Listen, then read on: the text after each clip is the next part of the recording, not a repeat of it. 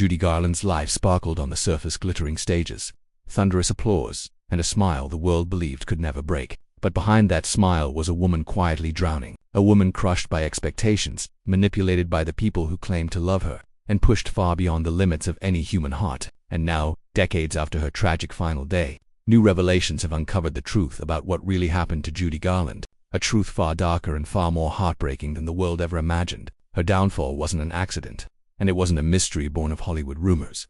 It was the final chapter of a lifetime spent battling the shadows behind the lights. What investigators finally uncovered doesn't just explain her ending, it exposes the hidden forces that shaped her entire life.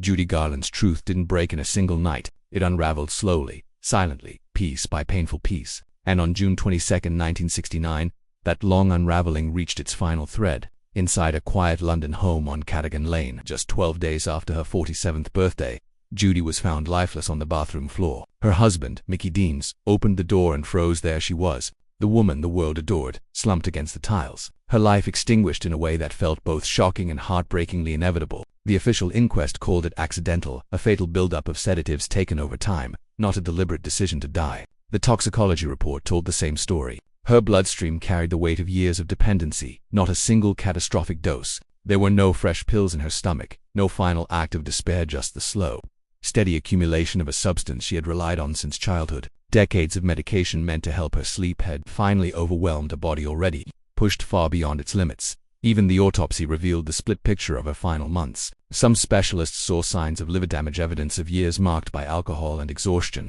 Other reports dismissed the claim of severe cirrhosis, showing how, even in death, the truth of Judy Garland remained clouded, contradictory, impossible to pin down. But one reality was undeniable. Her body was exhausted. Her heart, her voice, her liver, her nerves, everything had been worn thin by years of overwork, insomnia, and the pills she once believed were the only way to survive the relentless machine of fame. Her London doctor said she depended on sleeping tablets just to close her eyes. She believed she couldn't live without them. She told him they were the only thing that relieved her insomnia, the only defense she had left against the storm inside her mind.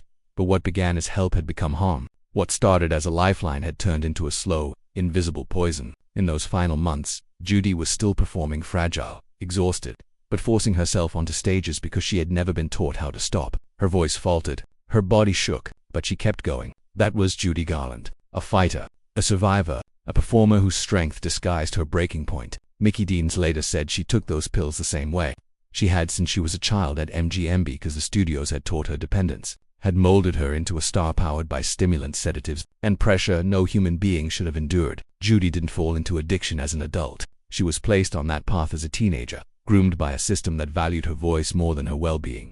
So yes, her passing was accidental, but it was not sudden, and it was not simple. It was the final chapter of a long war, a battle against exhaustion, against impossible expectations, against an industry that pushed her beyond her limits, and then blamed her for breaking. Her death didn't come from a single choice, it came from a lifetime of choices made for her. Judy Garland didn't just lose her life to an overdose, she lost it to everything that had come before. From the moment she first stepped under the MGM lights, Judy Garland wasn't treated like a child with dreams, she was treated like an investment with deadlines. And behind every contract, every dazzling performance, every smile the world believed was real, stood a chain of enablers who shaped her future long before she ever had a choice. At the inquest, the coroner quietly mentioned the old faded cuts on her wrist, scars from moments of despair she carried alone. They weren't fresh, they weren't the cause, but they were reminders of a girl who had been hurting for far longer than the public ever knew. And yet, the verdict remained the same: accidental death. Not a final act of giving up, but the final consequence of a system that never gave her room to breathe. Judy's end didn't arrive out of nowhere. It was the slow, suffocating result of decades spent inside a machine built to use her until she broke. For Hollywood, her exhaustion was a production problem to be solved, not a cry for help. Those pills that eventually ended her life weren't random indulgences. They were tools the studio had introduced to her when she was barely old enough to understand what addiction was. From her early days, MGM executives and studio doctors controlled her energy with stimulants in the morning, crushed her into sleep with sedatives at night, and praised her when she obeyed. They treated her body like a working instrument, too valuable to rest, too fragile to stop. Louis B. Mayer, the most powerful man in the industry, constantly reminded her she wasn't pretty enough, thin enough, good enough. He told her she needed to earn her place, earn her survival, earn her applause. And the doctors administered the pills that made it all possible, never warning her of the cost. They framed it as help, but it was manipulation, medical malpractice disguised as management. Those enablers built the cage she lived and died in, and they left her to carry the punishment alone. So when Judy Garland collapsed in that London home, it wasn't simply a story of overdose. It was the tragic closing scene of a life shaped by pressure, pills, and people who saw her brilliance as something to exploit. The world mourned because Judy Garland was beloved, but the deeper heartbreak is that she never truly belonged to herself.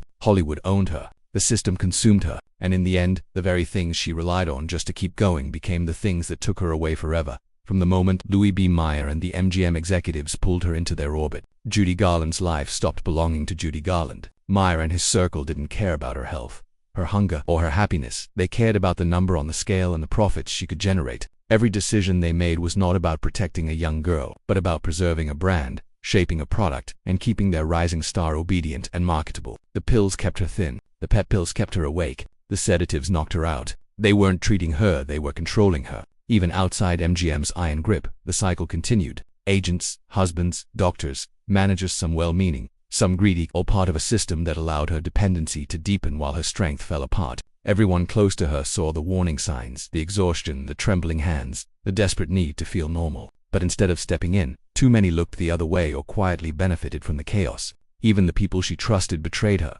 Managers mishandled her money. Partners enabled her habits. Some fed her pills just to keep her calm. Others exploited her vulnerability to maintain their careers. Hollywood's golden age wasn't golden, it was brutal, and Judy was one of its brightest, most fragile casualties. When she tried to slow down or resist, MGM punished her with suspensions, withheld pay, or public humiliation, pushing her deeper into loneliness and addiction. By the time Sid Luft entered her life, even he admitted in his own memoir that he tried to help but ultimately repeated the same patterns, allowing her dependency to seep into every corner of her world. And the saddest part is that none of it was unique. Judy's tragedy wasn't an isolated incident, it was a blueprint.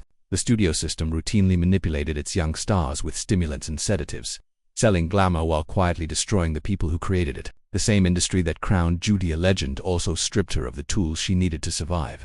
Every doctor, every executive, every agent who failed her became part of the machinery that pushed her toward the edge. And all of it began long before Judy Garland became a name in lights. Born Frances Ethelgum, she was performing before she understood what applause meant. Her mother pushed her relentlessly, shaping her into something profitable. And when MGM discovered her voice, they didn't just sign her, they consumed her. By her early teens, Judy was locked into a system that demanded perfection at any cost. That was the beginning of a legend and the beginning of a lifelong unraveling she never escaped.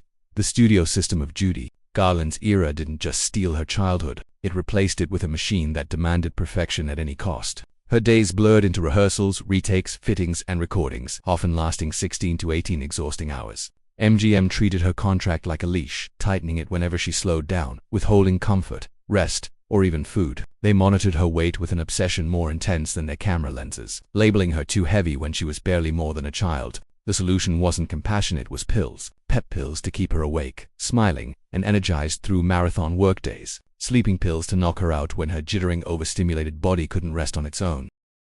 This cycle didn't begin at MGM. It started with her mother, Ethelgum, who pushed stimulant pills into her daughter's small hands long before a studio doctor ever wrote a prescription. By the time Judy stepped onto the set of The Wizard of Oz, she was a teenager running on no-sleep stimulant highs, and an aching desire to be good enough for everyone except herself. The diet they forced on her was cruel chicken broth instead of real meals, cigarettes to curb her appetite, constant surveillance to make sure she stayed marketable. Her every insecurity was amplified by adults who valued her tiny frame more than her feelings. Friends, forbidden. Teenage rebellion, not allowed. Childhood, never an option. She existed to sing, dance, act, and obey. While other kids went to school dances, Judy was being fitted for costumes. While they slept, she swallowed pills to keep moving. While they grew up normally, she grew into an addiction she didn't choose. The public saw Dorothy Galbraith, hopeful, innocent, but behind the camera she was a worn-out child fighting to stay awake, fighting to stay thin, fighting to stay compliant. And she carried those wounds into adulthood. By the time MGM released her from their grip, the damage was done.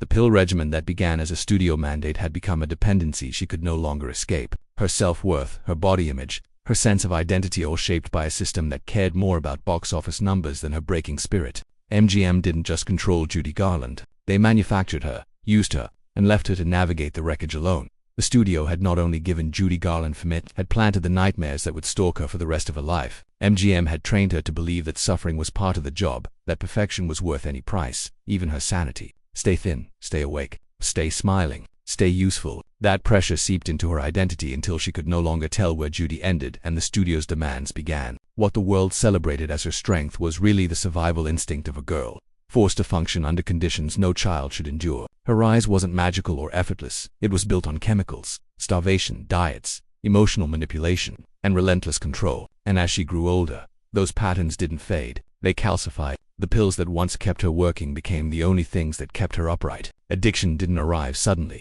It grew inside her, planted by MGM and watered by decades of pain. By adulthood, Judy wasn't just using uppers and downers to perform. She needed them to get out of bed, to steady her emotions, to survive the chaos inside her mind. Anxiety and depression became her constant companions. She suffered breakdown after breakdown, landing in hospitals, sanitariums, and psychiatric wards. Electroconvulsive therapy, detox centers, sedatives, stimulants. Her life became a cycle of treatment and relapse. The self-harm that marked her early despair never fully disappeared. She attempted to end her life multiple times, each attempt a silent scream from a woman drowning under the weight of her own legend. Her body began to collapse long before she reached middle age. Years of prescription pills and alcohol tore through her system. By the late 1960s, her voice, once a miracle, had weakened. Her organs were failing. She battled hepatitis, exhaustion, kidney issues, and possibly liver disease. Every year she grew more fragile, and yet the world still expected her to sing, to smile, to perform. Financial ruin tightened around her too. Mismanagement,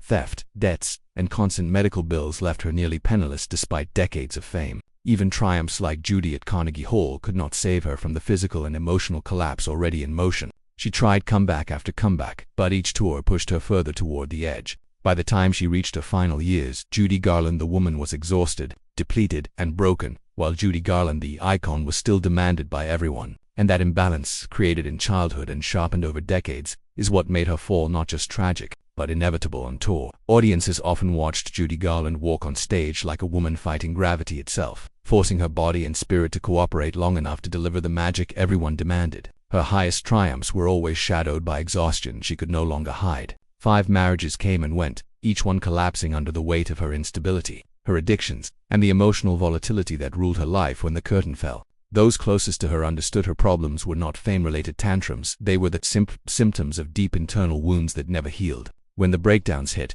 she landed in hospitals or institutions, dried out for a while, stabilized briefly, and then returned to work because she had no choice. But every comeback fed the same cycle: pressure, pills, collapse, recovery, and performance again. At the center of it all was a loneliness she could never escape. Not even standing before tens of thousands could silence the voice inside her that whispered she was unworthy, flawed, or broken. The pills helped her mute those thoughts long enough to function, but that relief became a prison she couldn't break free from. By her final years, the damage was written across her entire being: her body worn thin, her voice strained, her health fragile, her finances unraveling, her relationships failing. She kept searching for a normal life she could never hold on to. Decades of addiction and mental torment carried her toward the edge, and talent alone could not rescue her. The world saw the brilliance, the charm, the electricity, but she paid for every spark of that light with pieces of herself she never got back. Her fall proved a brutal truth: even the brightest stars can shatter when forced to shine non-stop. Judy Garland's legacy, however, is inseparable from her extraordinary voice. Sound critics described as luminous,